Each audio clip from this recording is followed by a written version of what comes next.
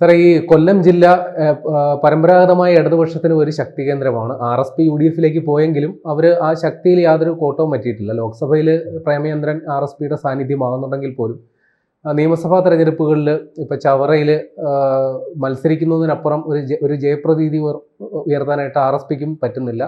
UDF മൊത്തം നോക്കുമ്പോൾ CR മഹേഷും PC വിഷ്ണുനാഥും മാത്രമാണ് 2 MLA-മാരായിട്ടുള്ളത്. അപ്പോൾ കൊല്ലം ജില്ല ഏത് രീതിയിലായിരിക്കും വരുന്ന നിയമസഭാ തെരഞ്ഞെടുപ്പിൽ? LDF അവിടെ മുൻപ് അങ്ങനെ ഉണ്ടായിട്ടുണ്ട്, സമ്പൂർണ്ണമായ മേധാവിത്വം നേടുമോ, അതോ UDF കുറെ കൂടി നല്ലൊരു മത്സരം കാഴ്ചവെക്കുമോ? അവിടുത്തെ പരമ്പരാഗതമായിട്ട് തിരുവനന്തപുരവും കൊല്ലവും ഒരു ഇടതുപക്ഷ കോട്ടയിൽ നിൽക്കുകയാണ്. ഇപ്പൊ കൊല്ലം പറയുമ്പോൾ നമുക്ക് എടുത്തു പറയേണ്ട വേറൊരു കാര്യം, RSPയുടെ ഒരു തട്ടകമാണല്ലോ എന്ന്. ഇപ്പൊ കോട്ടയം പറയുമ്പോൾ നമ്മൾ പറയും കേരള കോൺഗ്രസ്, അതുപോലെയാണ് RSPയുടെ ഇടം കൂടിയാണ്. RSP ഇപ്പം നമ്മൾ പറയും ചവറ മുതൽ ചവറ വരെ അങ്ങനെ കിടക്കുന്ന ഒരു പാർട്ടിയാണ്.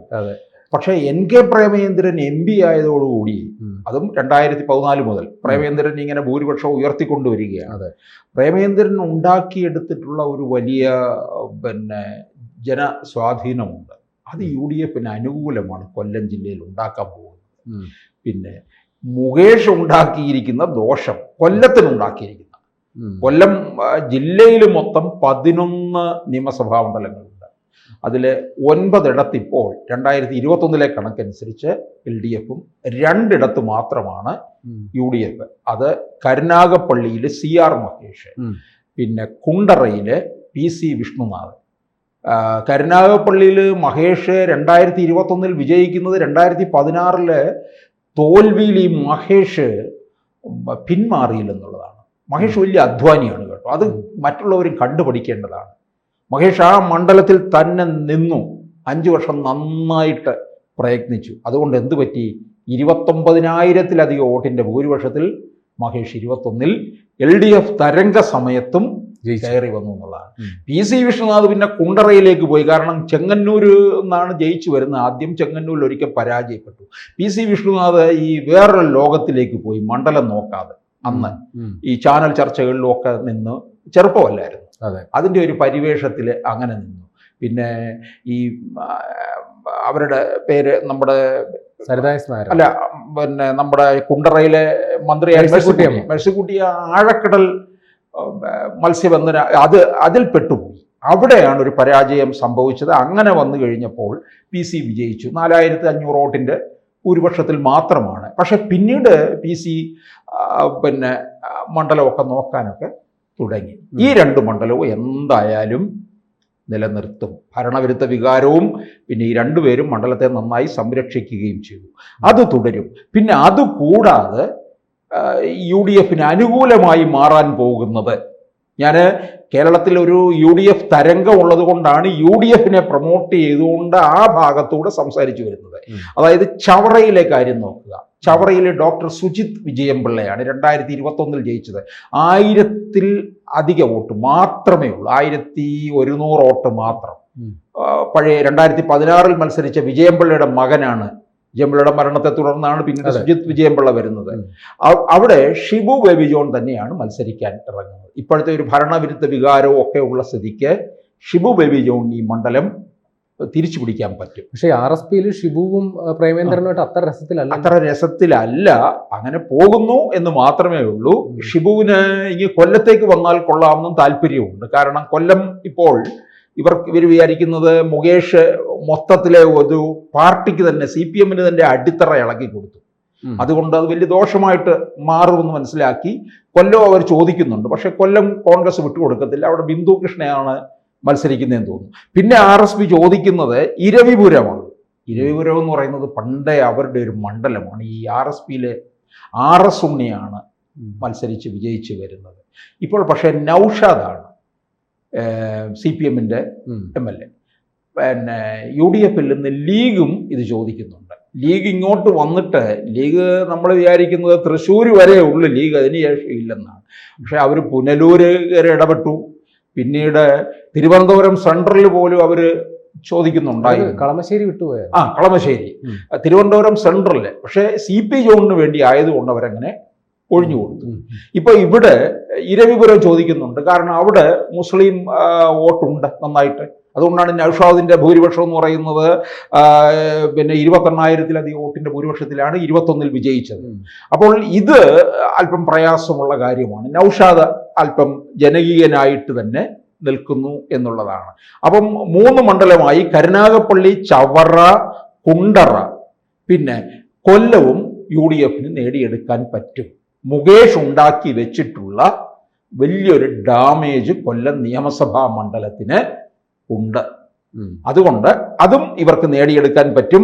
പിന്നീട് വരുന്നത് കൊട്ടാരക്കരയിൽ അവിടെയാണ് കൊല്ലം ജില്ലയിലെ ഏറ്റവും പൊരിഞ്ഞ പോര് നടക്കാൻ പോകുന്നത്. ഐഷ പോറ്റിയാണ് UDFന്റെ സ്ഥാനാർത്ഥി. ബാലഗോപാൽ തന്നെ വീണ്ടും മത്സരിക്കുകയാണ്. ബാലഗോപാൽ അന്ന് 10,814 വോട്ടിന്റെ ഭൂരിപക്ഷത്തിലാണ് വിജയിച്ചത്. ഇപ്പോഴത്തെ ഒരു സാഹചര്യത്തിൽ കൊട്ടാരക്കര എങ്ങോട്ടേക്ക് മാറും എന്ന് പറയാൻ കഴിയാത്ത ഒരു സാഹചര്യത്തിലാണ് നിൽക്കുന്നത്. പിന്നെ ഭരണവിരുദ്ധ വികാരമുണ്ട്. അത് ഏത് തരത്തിൽ ഐഷ പോറ്റി അനുകൂലമായിട്ട് മാറുമെന്നുള്ളതും. പിന്നെ BJP അവിടെ ശക്തരായിട്ടുള്ള ആരെങ്കിലും സ്ഥാനാർത്ഥി ഇറക്കും. അവിടെ 2020 ആണെന്ന് പറയും. 2020 ആണ്. ആ 2020 ആരാണ് പേര് അഖിൽമാരാരുടെ പേര് അവിടെ പറഞ്ഞു. പക്ഷെ അത് ഉറപ്പായിട്ടില്ല. ഈ സഖ്യകക്ഷികളുമായിട്ടുള്ള ചർച്ചകൾ NDA നടത്തിക്കൊണ്ടിരിക്കുന്നതേ ഉള്ളൂ. അപ്പം അവിടെ വരികയാണെന്നുണ്ടെങ്കിൽ BJPക്ക് ഒരു മുന്നേറ്റം ഉള്ളടമാണ്. അപ്പൊ തീർച്ചയായിട്ടും അവിടുത്തെ കാര്യം നമുക്കൊന്നും പറയാൻ കഴിയത്തില്ല. പക്ഷെ പത്തനാപുരം എൻ്റെ അഭിപ്രായത്തിൽ ഇപ്പോഴത്തെ സാഹചര്യത്തിൽ ഇപ്പൊ ഗണേഷ് കുമാറിനെ കുറിച്ച് പലതരത്തിലുള്ള പിന്നെ ആരോപണങ്ങൾ നമ്മൾ കേൾക്കുന്നുണ്ട്. ഇപ്പൊ രാഹുൽ മാങ്കൂട്ടത്തിൽ കേൾക്കുന്നില്ലേ? അതെ. ഗണേഷ് കുമാർ 5 തവണയായിട്ട് പത്തനാപുരത്ത് നിന്ന് വിജയിച്ചു വരികയാണ്. അവിടെ പൊരിഞ്ഞ പോരാട്ടം നടത്താൻ വേണ്ടി ജ്യോതികുമാർ ചാമക്കാല എത്രയോ കാലമായിട്ട് രംഗത്ത് നിൽക്കുകയാണെന്നറിയാമോ? ചാമക്കാല ഇങ്ങനെ കാത്തിരിക്കുകയാണ്. ഇപ്പൊ ഈ പ്രശ്നം വന്നപ്പോൾ, ഈ പ്രശ്നം നടന്നതിന്റെ അടുത്ത ദിവസം പ്രശ്നം എല്ലാം സോൾവ് ആയി. ഇത് ഒരു നാട്ടും പ്രദേശത്തെ ഭാര്യയും ഭർത്താവും കൂടെ തമ്മിൽ അടിയുണ്ടാകത്തില്ലേ? പിറ്റേ ദിവസം രാവിലെ ആകുമ്പോൾ അവർ തോളി കൈയിട്ട് എഴുന്നേറ്റാണ് വരുന്നത്. നമ്മളൊക്കെ അല്ലെ? അതുപോലെയുള്ള ഒരു സംഭവമായിട്ട് എനിക്കിതിനെ തോന്നുള്ളൂ. അത് പിന്നെ വലിയ വീട്ടിലെ കലഹമാണ് ഇത്. മറ്റേത് സാധാരണക്കാരുടെ ഇടയില്. അപ്പൊ ഗണേഷ് കുമാർ പക്ഷെ മണ്ഡലം നോക്കുന്ന ഒരാളാണ്. അതെ, ജനകീയനാണ്. അതുകൊണ്ട് ഗണേഷ് കുമാറിന്, കാരണം ഈ പത്തനാപുരത്തെ മാറ്റിയെടുത്തതിൽ ഗണേഷിന് നല്ല പങ്കുണ്ട്. പത്തനാപുരം വളരെ പിറകിൽ നിന്ന ഒരു മണ്ഡലമാണ്. പത്തനാപുരത്തിനുള്ളൊരു വിശേഷണം എന്ന് പറയുന്നത് തന്നെ കാട്ടുപത്തനാപുരം എന്നാണ് പറയുന്നത്. ഒരു പരിഷ്കാരവും ഏശിയിട്ടില്ലാത്ത ഇടം എന്നുള്ള രീതിയിലാണ്. കൊട്ടാരക്കരയോടെ ചേർന്ന് കിടക്കുന്നതാണ് കൊട്ടാരക്കര എന്ന് പറയുമ്പോൾ നമ്മൾ ആദ്യം ഓർക്കുന്നത് ബാലകൃഷ്ണപിള്ളയാണ്. അത് കഴിഞ്ഞ് മറ്റൊരാളിലേക്ക് പോവുകയുള്ളൂ. അപ്പോൾ ഈ കേരള കോൺഗ്രസ് ബിയുടെ ഒരു ഇടം കൂടിയാണ് കൊട്ടാരക്കര പത്തനാപുരം. അവ ഗണേഷ് കുമാറിനെ അങ്ങനെ തോൽപ്പിക്കാനായിട്ട് സാധിക്കത്തില്ല. കഴിഞ്ഞ തവണ 14,000-ലധികം വോട്ടിന്റെ ഭൂരിപക്ഷത്തിലാണ് ഗണേഷ് ജയിച്ചത്. പിന്നീട് എനിക്ക് നേട്ടം UDFന് ഉണ്ടാക്കാൻ പറ്റുന്ന ഇടം എന്ന് പറഞ്ഞാൽ ചടയമംഗലത്താണ്. ചടയമംഗലം CPIയുടെ സീറ്റാണ്. ചിഞ്ചുറാണി തന്നെയാണ് മത്സരിക്കുന്നത്. ചിഞ്ചുറാണിയെക്കുറിച്ച് അത്ര മതിപ്പൊന്നും ഇല്ല. ഈ 2021 ഒരു മന്ത്രിമാരെക്കുറിച്ചും വലിയ മതിപ്പൊന്നുമില്ല. പിണറായിയും റിയാസിനെ കുറിച്ചും മാത്രമേ ജനം അറിഞ്ഞുള്ളൂ, ബാക്കിയുള്ളവരെ കുറിച്ച് അറിഞ്ഞില്ല. അപ്പം ചിഞ്ചുറാണിയെക്കുറിച്ചും മറ്റ് പരാതികളൊക്കെ തന്നെ ധാരാളം നിൽക്കുന്നുണ്ട്.